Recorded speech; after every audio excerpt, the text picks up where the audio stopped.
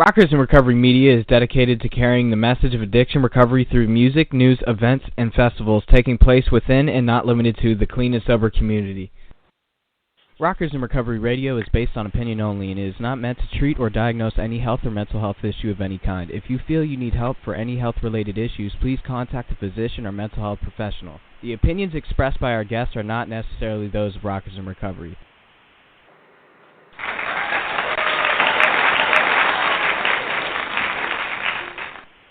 Hey, good morning. Waking Up Blessed is what you're listening to. I'm the host, John Hollis. This show is live Monday through Friday, 9 a.m. to 9:30 a.m. right here on the East Coast of the United States. The goal is to start the day with inspiration and hope using a thought for the day, health and wellness interviews, and, of course, guest stories of experience, strength, and hope. You know, it's about inspiration and starting our day with hope and getting out there and living a life of recovery one day at a time. The show is part of Rockers in Recovery Radio Network. You can go to rockersandrecovery.com. You can click on the About tab, find out all about us, and you can also find out about other great stuff that's going on, like events and other things. And you can click on the media partners and find our media partners and check them out. It's an important thing if you're looking for help or seeking help. There's all kinds of information there. There's also some goods and services and people really cool that are part of Rockers in Recovery and a radio network. Today's show is sponsored by SoberMap. SoberMap is an app that you can download to your phone and find 12-step meetings at your fingertips right in your area, just like you were using Yelp. Yelp. And, of course, you can do that at the Apple App Store, and you can also do it at the Google Play Store. So we want to thank you for tuning in today and being a part of our world at Waking Up Blessed. We got a great show in store for you. Simon Mason from England is live with us. He's a singer-songwriter. He also is part of the Hightown Pirates. He actually started, which is a great band. We're going to be playing one of his songs just for today at the end of the show. But Simon is somebody that has worked diligently to carry his message of hope through music and through books and all types of other stuff. And we're going to find out what it means for Simon to wake up blessed. Simon, welcome to the show. And thank morning. you for thank you for the folks across the pond that follow Rockers in Recovery, like yourself and other folks. And we're glad to have you on the show. I'm very glad to be here, and I'm sure I'm not the first person to say this, but I'm very glad to be anywhere. Yeah, right? Any day we wake up, it's a blessing. So what does waking up blessed mean to you, Simon? Well, I'll be perfectly honest with you. It sort of depends who's in my house when I wake up. I have a girlfriend, I have a 9-year-old daughter who is actually going to be 10 in a couple of days, and I have a dog. So any one of those three people can sometimes be the start of my day, depending on who wakes up first. But if I'm fortunate enough to be the first person to wake up, and if I remember that I am very fortunate to be waking up, I have a lot of friends who sadly will never wake up again, then I try and stay with that thought for a little while before I imbue a litre of coffee to get myself going for the day. But often, you know, the needs of other people, i.e. my kid or whoever, sort of come before my own. And actually, that's no bad thing, because one of the things that I have discovered over the years in recovery is as true today as it probably ever was, is that the less time I spend thinking about myself, the happier I am. So when I've got to get my kid up for school or whatever, you know, I'm kind of focused on getting her ready. You know, I do the school run, and then I walk my dog. I'm very fortunate enough to be in a situation where I have the time to do that, and it's usually in that hour or so when I'm walking Jessica, my dog, not too far from where I live here in London. We've got this kind of nature reserve is really what it is. And it's in that hour where I try to quieten my mind a little bit and focus on what I have got in my life. And if I'm feeling brave, I sometimes try and focus on the things that I'd like to have maybe, or perhaps the things that would benefit me, and how I might set about achieving some of that stuff. But bottom line, always, for me, every day is no matter what, I'm not going to use today. Beautiful. And, it's to lead into your message, because your message comes across in many different ways and you help a lot of people. The first thing you did is you wrote a book. Tell us a little bit about your book. Well, I'll give you a very brief backstory. So, the end of May, beginning of June, I'm never really sure exactly what my clean day is because I was absolutely out of my mind on drugs when it happened. I wasn't planning it. But I can tell you 12 years ago, the first year of my recovery, I pretty much just committed to doing nothing but getting to meetings. And here in London, we're very fortunate. We have 250 lived in NA for the first year. I had that gift of desperation that I talk about.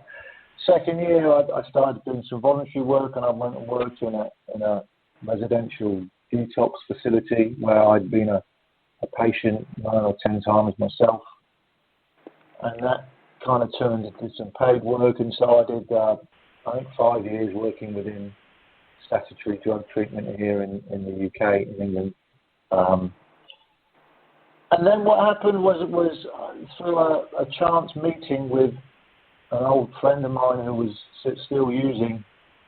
I was actually walking into a meeting and I bumped into this guy and I said to him, "Look, man, do you want to come to this meeting?" And he was on his way to school, man. He's not coming to a meeting, you know what I mean? He's going to school.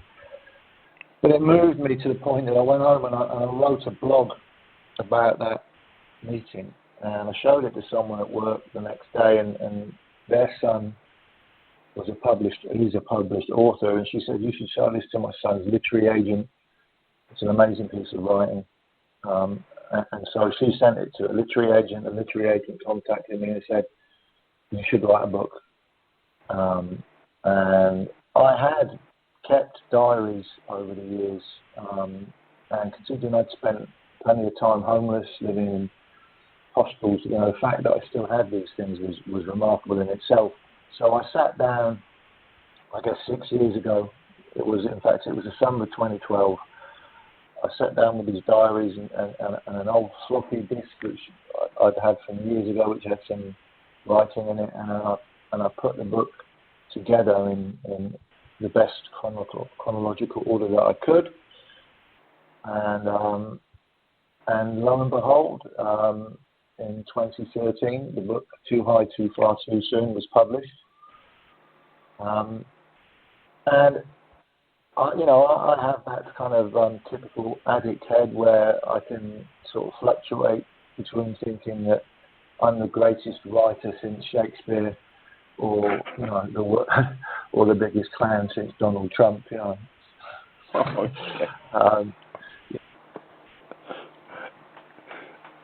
And that my opinions are not your opinions. So there you go. Anyway.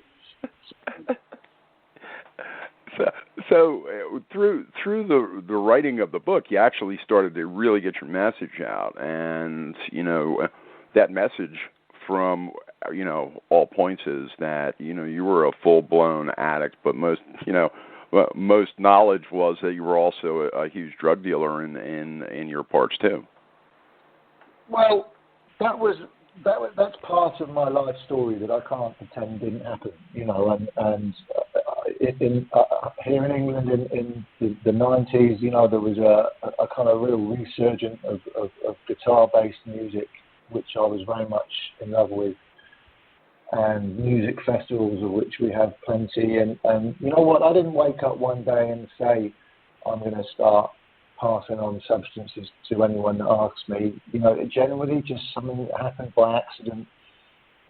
And I get asked a lot these days, often by parents or perhaps people who have no real experience with addiction. You know, do I feel guilty about that? And my answer is always the same: is that I wouldn't do it now.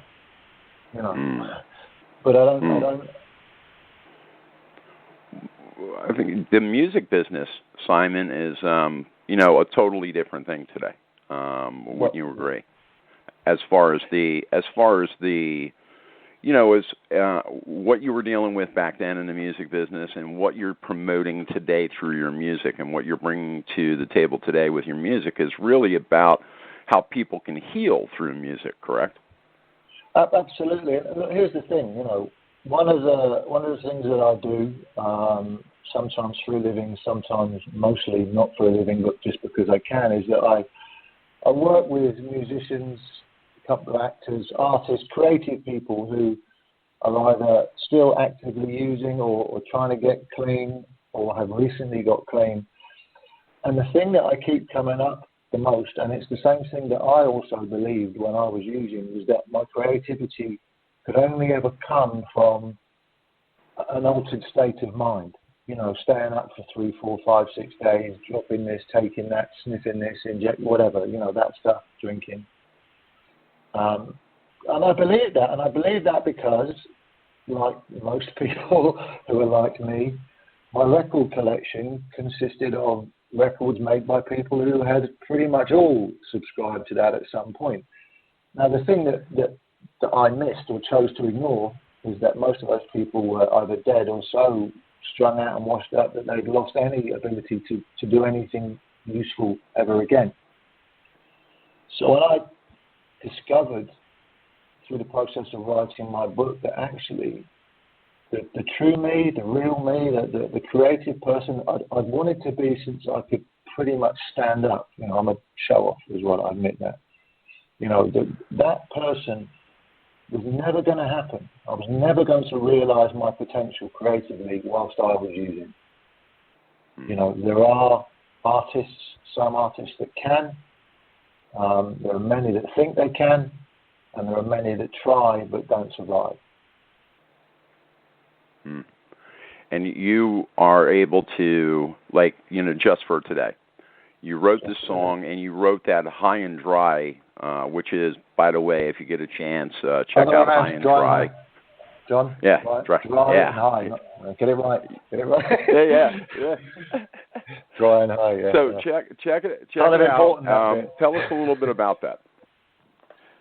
Tell us a little bit about it, Simon. Some people who look after some musicians that I admire read it, and they asked me to go and meet those guys and see if I could perhaps, by attraction, not promotion, assist them in making healthier choices, shall we say. Mm-hmm. So I started doing some of that stuff, and again, as I just mentioned, one of these guys was saying to me, yeah, but it's okay being clean and sober, you don't have to go on stage, you're not in the music business anymore. And I said to him, okay, well, put me on stage. So he did. And I went out and toured with a band, a big band over here. And I rediscovered my appetite for songwriting, which, to be honest, I thought was probably something that was confined to history. And what I found quite quickly was that, as I've just said, I was much better at it in sobriety than I was ever going to be when I was using.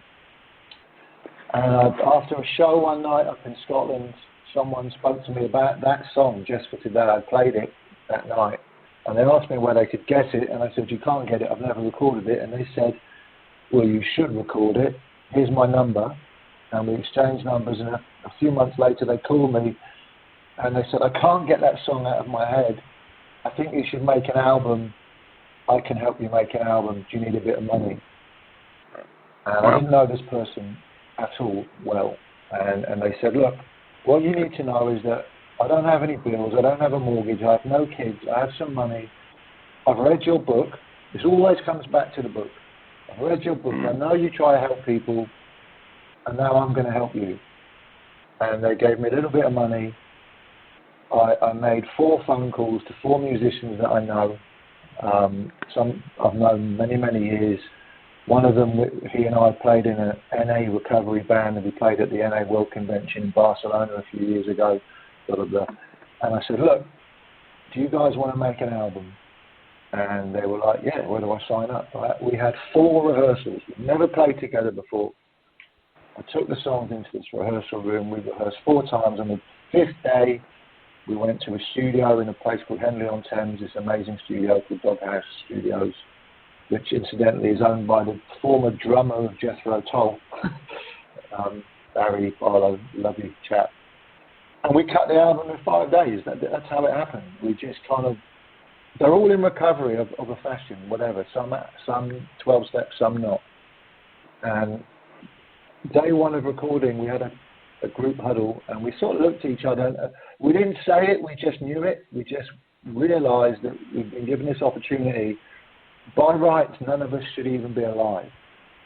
And we just kind of latched onto that energy and that sense of gratitude and joy. There was no pressure on us because no one had expected this to happen.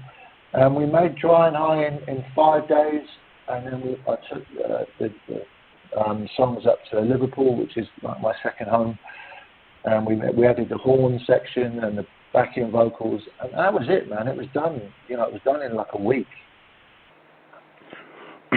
That whole concept of Dry and High, no longer using High on Life. That's the way I perceive it. That's exactly. That's what I'm trying to say. Yeah.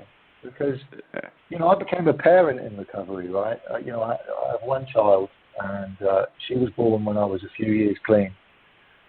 And as she was handed to me in the delivery room in the hospital, wrapped up in that blanket, and the nurse said, "Here you are, here's your daughter." And I looked at her and I said, "Tabitha, I promise you, with all I was crying my eyes out. I promise you'll never see me drink alcohol. You will never see me take a drug." Because the feelings I had at that time, being handed this baby in my arms, were immeasurably way, way, way, way beyond any kind of high that a drug had ever given me. And you can trust me, I fucking took a lot of drugs. So it's that process of staying clean. Did you find staying clean through that time period with the new baby and going through your life now, because you've actually written some songs in regards to your life with your daughter too. Tell us a little bit about the family relationship and dynamic with your daughter now, because I know she means the world to you. She absolutely is the center of my universe. Her mother and I, bizarrely but not uncommonly, my marriage didn't survive recovery. It existed in addiction, but a few years clean, her mother and I split up, and that's difficult. That brings up some feelings for anyone, let alone people that are in recovery and trying to stay clean. But we got through that, so she spends half the time living with me and half the time with her mum, and her mum only lives 10 minutes away, so it's not difficult. I wrote a song, the last song on the album is called Chasing Rainbows, and it's like a letter from a dad to his kid, about how I see the world a little bit. And when we shot the video for it, she appears in the video, which is on YouTube, and she, she's wise beyond her years, but she's grown up in a house of recovery. Her mum is also in recovery, again, not 12-step, but also, in recovery. And whilst neither of us are perfect human beings or perfect parents, because that doesn't exist, I'd like to think that the way we try and live our life a day at a time has impacted upon her in a positive way. Beautiful stuff. Simon, I want to thank you for being on the show. I want to thank you for being a part of Waking Up Blessed and, of course, Rockers in Recovery. And we look forward to having you back in the future to talk about future work that you're doing and to carry the message of hope and we welcome you anytime. Let us know if there's anything that we can do to help and support what you're doing and your message across the pond. We really appreciate what you do, and I got to tell you, I really admire what you do and how you're doing it. I did it with a lot of help from a lot of people, my friend. You know what I mean? That's the thing to remember here. And just so you know, we're Hightown Pirates are shortly going back into a recording studio. We're going to do some more recording. We're going to release an EP, a 4-track EP, and the title of that EP is Hope Street Eternal. So I'll leave it there. Oh, wow. All right. Okay. More to be revealed. You'll be hearing it soon. More will be revealed, John. It's good to hear your voice, man. And you guys over in America have a nice day. Be nice to each other, eh? You bet, brother. God bless. Thank you for being on the show. My pleasure. Speak to you soon. Yep. All right, guys.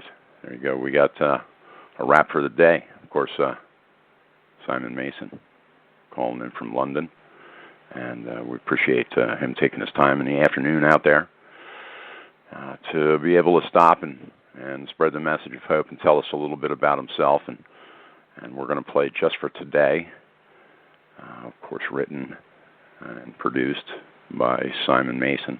And we're going to check that out. And in the meantime, if you or somebody else out there is having a hard time and you're suffering, please go to Rockers in Recovery at rockersandrecovery.com, and you can click on the media partners, and there's a bunch of folks there that can help everything from Music Cares to SAMHSA to private treatment to AA, NA, Smart Recovery. I mean, there's a bunch of stuff there that you can utilize to help maybe a loved one or yourself get the help that you need.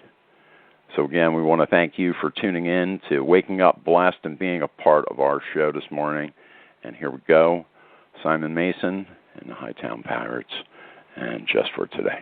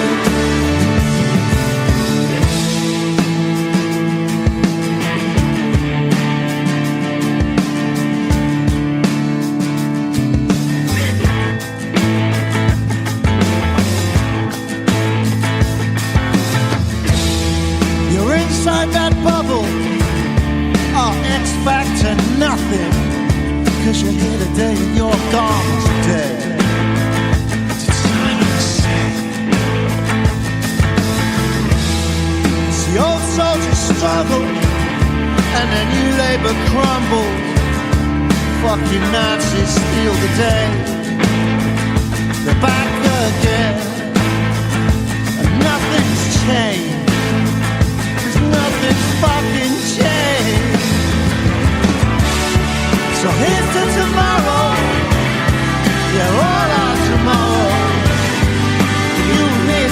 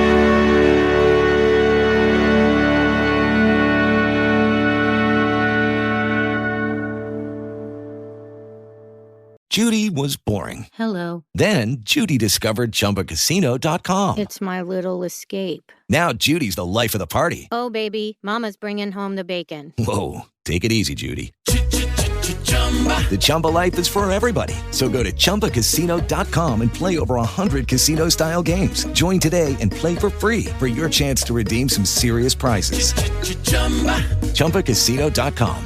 No purchase necessary. Void where prohibited by law. 18 plus terms and conditions apply. See website for details. Hello, Saver. Whether you're saving for that trip to the tropics or saving for an emergency, now is the time to take advantage of Wells Fargo's savings options. Wells Fargo offers savings accounts that can help you save towards your goals. So, what are you saving for? Visit a Wells Fargo branch or wellsfargo.com/save to open a savings account today. Wells Fargo Bank, N.A., member FDIC.